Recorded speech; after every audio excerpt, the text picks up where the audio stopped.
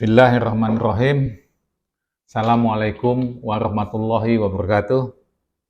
Alhamdulillahirrabbilalamin. Kita panjatkan puji dan syukur kita kehadiran Allah Subhanahu wa Ta'ala atas limpahan taufik, karunia, dan hidayahnya kepada kita.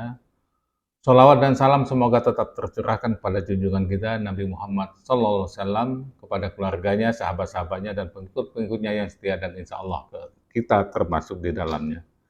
Allahumma sholli ala Sayyidina Muhammad wa ala ali Sayyidina Muhammad. Semoga dengan selalu berselawat, dengan ilmu-ilmu yang kita sampaikan ini akan menjadi berkah, baik bagi saya maupun sahabat-sahabat YouTube sekaliannya. Dan semoga juga nanti di yaumil qiyamah kita akan mendapatkan syafaat dari Rasulullah SAW. Amin ya rabbal alamin. Sahabat-sahabat YouTube, kembali kami menemui sahabat-sahabat semuanya, dan mudah-mudahan semua sahabat-sahabat dalam keadaan sehat walafiat. Kali ini saya akan menyampaikan masalah, katakanlah, ada anggapan yang salah. Nah, tentang apa? Yaitu tentang sumur gas lift. Jadi ceritanya begini sahabat-sahabat YouTube, waktu saya masih dinas, diundang untuk rapat di manajemen. Nah, waktu itu isi daripada rapat itu adalah akan menyampaikan suatu rencana merubah artificial lift dari gas lift ke pumping unit. Yang menarik adalah alasannya. Alasannya kenapa? Karena harga gas sudah membaik, sudah naik, waktu sudah agak mahal, sehingga artificial lift yang digunakan untuk sumber gas lift ini gasnya bisa dijual dan dikonversikan ke pumping unit. Jadi gasnya bisa dijual. Nah, setahu saya, pengalaman saya, gas lift itu tidak begitu. Adanya gas out di sumur gas lift itu karenanya adanya gas in. Jadi kalau tidak ada gas in, tentu tidak ada gas out. Hal itu saya sampaikan. Jadi kalau begitu Pak, gas lift itu saya bilang itu hanya sirkulasi saja. Sirkulasi saja, ada gas in, gas out, terus seperti itu. Jadi tidak ada sebetulnya gas yang bisa dijual dari sumur gas lift apabila dikonversi ke pumping unit. Nah, sahabat-sahabat itu, yuk kita coba lihat dengan jelas bagaimana sih sebetulnya prinsip daripada gas lift ini. Tujuannya apa? Saya mengharapkan supaya jangan sampai orang yang bekerja di perminyakan pun tidak paham tentang gas lift ini. Saya tidak mengatakan orang yang tidak paham itu bodoh ya, bukan. Tapi karena dia pimpinan-pimpinan itu biasanya dia naiknya sudah di tengah ke atas, sehingga dia masalah-masalah produksi itu kadang-kadang nggak paham gitu. Nah, makanya terjadilah hal seperti itu ya. Jadi mau mengganti gas lift menjadi pumping unit, jadi gas yang dipakai untuk mengangkat minyak tadi bisa dijual. Nah, ini anggapan yang salah. Tapi sebenarnya bagaimana sahabat-sahabat YouTube ya? Jadi supaya juga ini baik adik-adik mahasiswa, teman-teman yang kerja di lapangan, paham juga tentang gas lift ini. Dan gas lift ini saya sebagai pendahuluan untuk menyampaikan masalah gas lift. Nanti kita lebih banyak lagi menyampaikan atau mengulas tentang gas lift. Nah, baik sahabat-sahabat YouTube, ini sudah kita siapkan judulnya di depan ini. Nah, gini ya. Nah, ini judulnya. Judulnya adalah salah anggapan terhadap sumur gas lift. Nah, ini ya. Ini judul kita. Kemudian, bagaimana anggapannya terhadap sumur gas lift? Nah, ini ya. Bagaimana anggapannya terhadap sumur gas lift? Sehubungan, ini katanya, sehubungan dengan harga gas yang semakin membaik, mahal, maka ada rencana untuk mengganti artificial lift dari gas lift menjadi beam pumping unit atau pumping unit, kadang-kadang juga disebut, sehingga gas yang diinjeksikan ke sumur gas lift dengan volumenya antara 200 sampai dengan 400 mSCFD untuk setiap sumurnya dapat dijual. Nah, ini anggapan itu. Tapi benarkah seperti itu? Yuk kita lihat sahabat-sahabat itu ya, bagaimana prinsip. Nah, ini adalah sistem sumur gas lift ya. Sumur gas lift ini diawali dari mengkompresi gas. Gas dari separator yang umumnya tekanannya 50 sampai dengan 60 psi. Setelah dibersihkan, tidak ada lagi kondensatnya atau cairannya, dimasukkan ke kompresor. Dikompresi, Nah, hasil kompresi ini biasanya bisa mencapai sampai 850 psi, tapi tergantung di lapangan. Kadang-kadang kompresor itu bisa mengkompresi sampai 850 psi, tapi kadang-kadang digunakan hanya 600, 650, ya tergantung dengan kedalaman sumur lah gitu ya. Nah, itu tergantung itu. Nah, setelah dikompresi, gas yang dari separator ini dimasukkan ke anulus, kemudian dari anulus ini dia mengangkat minyak yang ada di dalam tubing. Nah, dengan mengangkat minyak yang ada di dalam tubing ini, kemudian terangkatlah cairan yang dari formasi ini naik ke atas ke separator. Kemudian ada gas, ada liquidnya yang dipisahkan di separator, gasnya dikompresi lagi ke kompresor ini. Nah, mungkin di sini perlu saya lebih jelaskan lagi ya, bagaimana sistem gas lift itu lebih detail lah gitu ya. Yuk kita lihat ke papan tulis kita. Konstruksi untuk gas lift itu seperti ini.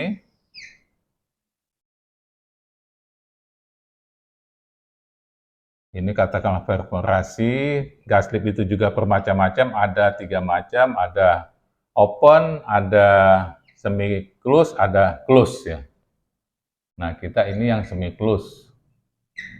Nah, ini kalau gas lift dia akan yang semi close ini ada packer di sini. Diskat. Jadi antara casing dengan tubing dengan formasi ini tertutup. Gunanya untuk apa nih? Nanti ini untuk menginjeksikan gas. Kemudian di sini ada gas lift palep 1, 2, 3, 4, 5, 6. Bisa 6, bisa 7 tergantung kedalaman sumur. Nah, untuk ini, dalam penjelasan ini saya menganggap ini kedalaman sumur kita anggap saja 5.000 feet. Depth daripada sumur adalah 5.000 feet ya. Nah, bagaimana prinsip kerjanya? Pada saat sumur itu mau diinstal rangkaian gas lift palep ini, tentunya pada saat kerja rig itu sumur ini dikiling dulu, dikiling. Karena apa? Masih ada tekanan tentunya di sumur ini, masih ada tekanan. Dia akan dikiling. Nah, kemudian juga untuk sumur gas lift itu umumnya tekanan reservoir itu masih cukup tinggi, tapi tidak mampu untuk naik ke atas.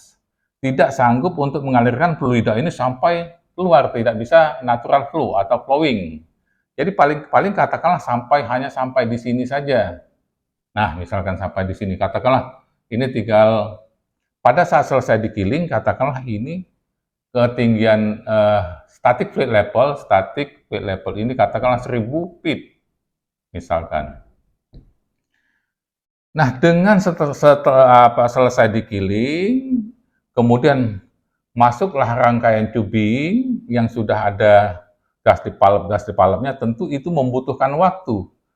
Nah, dengan adanya killing fluid ini akan menyesuaikan dengan tekanan reservoir, namanya di sini adalah PR, pressure reservoir. Nah, kalau dia misalkan 1000 di sini ya, ketinggian sini, sedangkan kedalaman sumur ini sampai di titik ini, di depan perforasi katakanlah ini tadi kedalamannya 5000. Nah, jadi artinya kalau di sini 1000, ini bisa kita hitung ini tekanan di sini berapa. Ini tekanannya adalah kalau sini 1000 kosongnya, ini 5000, jadi terisi 4000. Jadi isi cairan 4000 feet. Nah, dari sini kita sudah bisa menghitung pH-nya. Berapa pH daripada sumur ini? pH sama dengan 0,052 dikali densitas dalam ppg dikali height dalam feet. Nah, ini bisa kita masukkan 0,052 dikali. Nah, kita anggap saja ini air lah. 8,33 kali H. Hanya 4000. Ini berapa? 4000 feet. Sama dengan, kita hitung. 0,052 dikali 8,33 dikali 4000 sama dengan 1700 sama dengan 1730 33 PSI.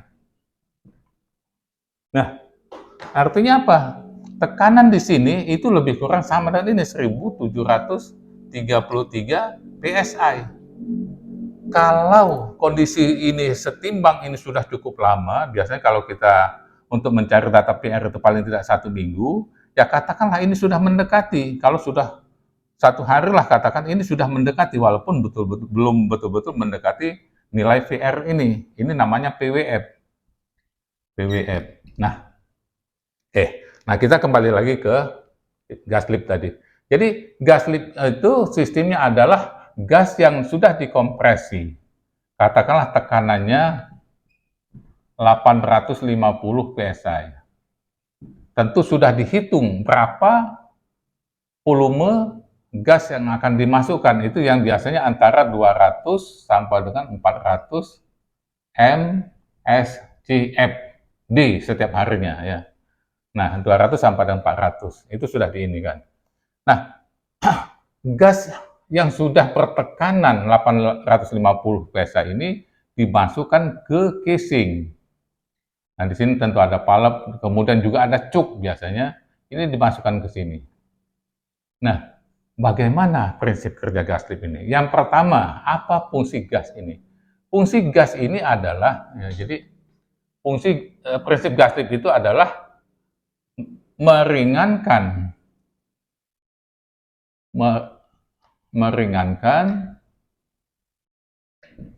densitas cairan di dalam tubing. Nah, jadi gas lift itu dengan dimasukkan ke sini, dia akan meringankan tekanan yang ada, meringankan cairan yang ada di dalam tubing sini. Nah, kalau ini katakanlah habis killing, ini tentunya air semua. Nah, ini kan tentunya berat. Nah, begitu diinjeksikan, maka buka katup pertama, misalkan kosong, ini dia tidak masuk lagi ke sini, dia langsung masuk ke sini. Kenapa? Tekanan ini lebih tinggi, tekanan ini lebih rendah. Nah, jadi kalau posisinya seperti ini, katup itu, maka gas tidak masuk lagi lewat sini, tapi lewat katup yang kedua. Ini masuk ke sini. Apa yang terjadi di sini? Maka ini akan ada gas dan ini akan menjadi ringan. Dengan ringan tekanan di sini, ini menjadi ringan, maka titik ini akan bergerak. Kenapa? Ini sudah menjadi ringan. Menjadi ringan, ini akan mendorong naik ke atas. Nah, dia naiklah ini ke atas, naik ke atas. Ini saat ini belum ada gas dari formasi tentunya. Ini masih mengangkat ini saja. Kemudian buka lagi katup yang kedua, katup yang ketiga. Bukan buka, ini posisi terbuka. Jadi masuk lagi ini kalau sudah habis yang di sini cairannya, maka yang akan gas itu akan masuk lagi ke palep selanjutnya, gas di palep selanjutnya masuk ke sini.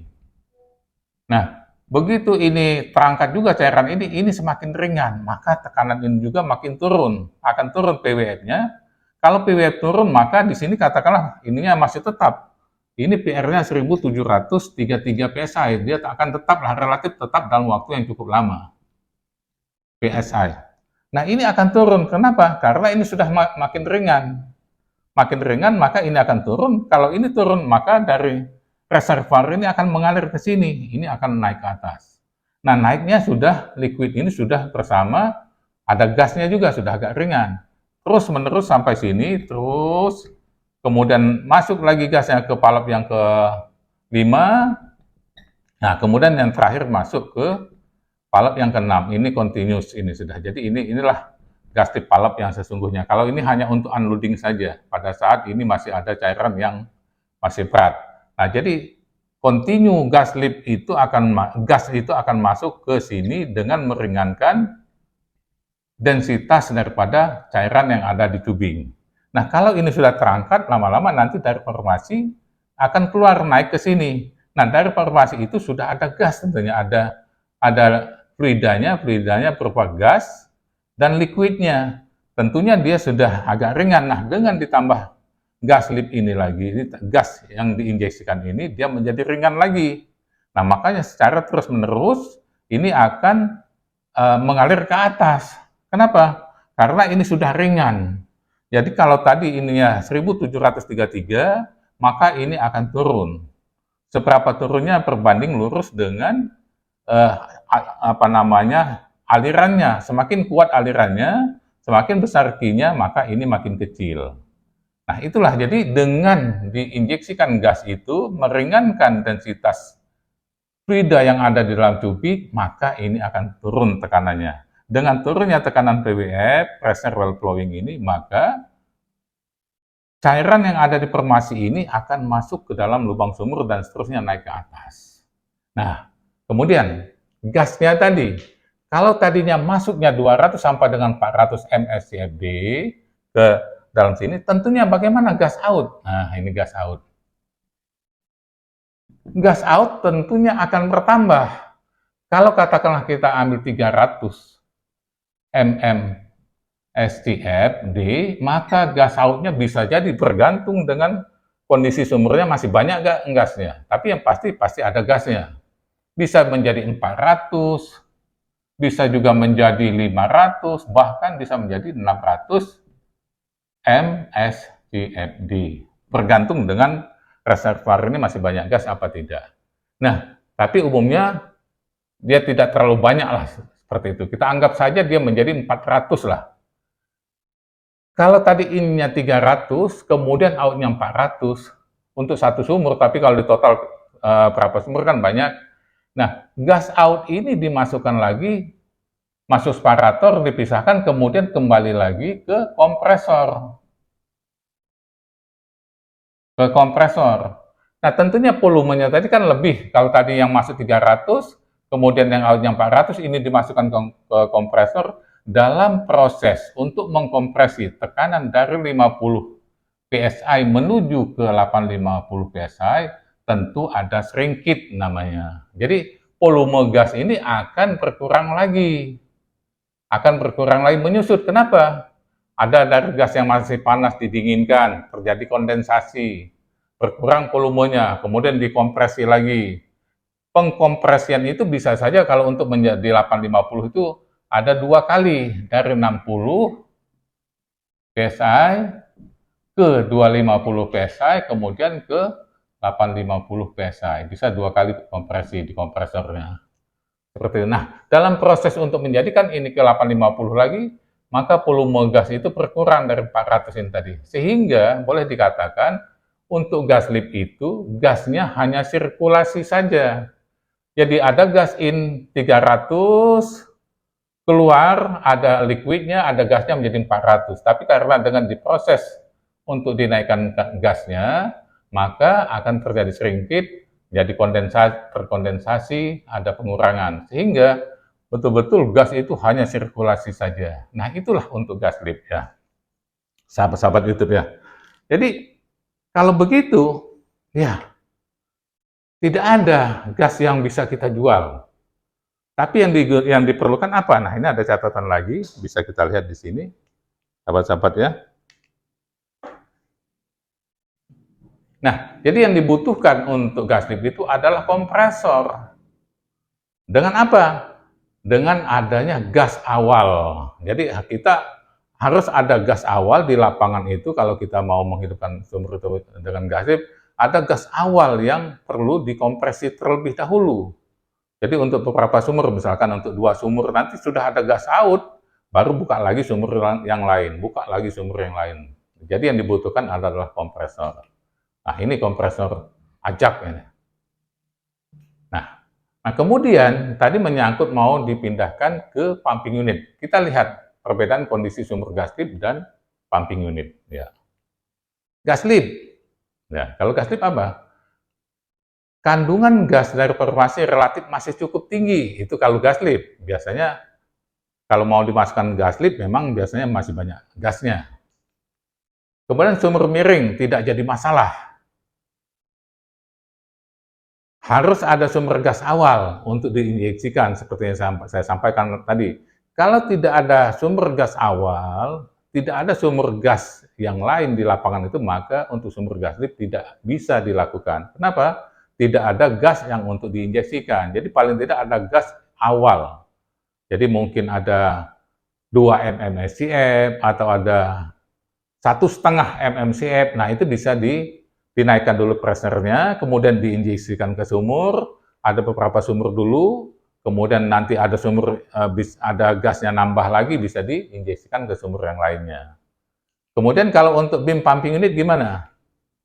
Kandungan gas dari formasi relatif lebih sedikit. Nah, itu kalau untuk pumping unit seperti itu. Jadi lebih sedikit. Kalau banyak gas, maka biasanya pumping unit itu nggak mampu untuk memisahkan gas yang cukup banyak. Nah, kalau nggak mampu, maka akan terjadi gas lock pada pompanya. Itu. Kemudian sumur miring menjadi masalah. Nah, kalau sumur gas lift tadinya miring, mau dijadikan pumping unit tentu menjadi masalah. Sumur miring itu kan pumping unit itu menggunakan sakrot yang panjang. Nah, sakrot itu kalau dia melalui, nah misalkan sumurnya miring, kalau ada sakrot ini, tentu sakrotnya akan kena dinding tubing. Nah, kalau terjadi dengan kena dinding tubing, maka lama-lama bisa ada yang kalah, tubingnya bisa kalah, jadi bocor. Kemudian tidak perlu ada sumber gas, itu kalau untuk sumber pumping unit. Oke. Nah, kesimpulannya apa sahabat-sahabat itu? Jadi kesimpulannya adalah kebutuhan gas untuk sumber gas lift itu hanya sirkulasi saja, tapi perlu gas awal. Jadi seperti ini. Kemudian yang diperlukan untuk sumber gas lift adalah kompresor untuk menaikkan tekanan gas injeksi dari 50 atau 60 menjadi 850 psi. Dengan mengganti artificial lift gas lift ke beam pumping unit, tidak ada gas yang bisa dijual. Nah, itu sahabat-sahabat itu ya. Jadi itu saya membuktikan bahwa anggapan itu tadi tidak tepat. Jadi mau dari gas lift, mau dijadikan ke pumping unit, supaya gas yang dipakai untuk mengangkat minyak tadi bisa dijual, itu nggak ada. Jadi gasnya itu hanya sirkulasi saja. Dan alhamdulillah memang waktu itu tidak jadi dilaksanakan rencana tersebut. Nah, itu sahabat-sahabat YouTube yang dapat saya sampaikan. Ya, semoga dengan apa yang saya sampaikan ini, mahasiswa, mungkin adik-adik yang belum paham ya. Jadi tidak semua orang yang bekerja di perminyakan itu paham tentang masalah produksi ini. Nah, dengan adanya ini mudah-mudahan semuanya bisa menjadi paham. Jadi gas lift itu hanya medianya saja untuk mengangkat fluida. Begitu masuk ke dalam sumur, ya, nah saya sampaikan lagi, begitu masuk ke dalam sumur tekanannya tinggi, volumenya 300 katakanlah, nanti begitu outnya, volumenya bertambah, tekanannya kembali ke 50-60 psi, perlu dikompresi lagi. Nah, itulah gas lift. Ya, sahabat-sahabat itu.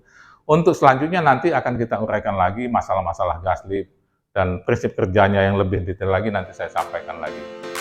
Ya, mudah-mudahan ini dapat membantu semuanya. Di lain waktu akan kita sambung lagi. Atas perhatiannya, saya ucapkan terima kasih. Semoga bermanfaat. Billahi taufiq wal hidayah. Wassalamualaikum warahmatullahi wabarakatuh.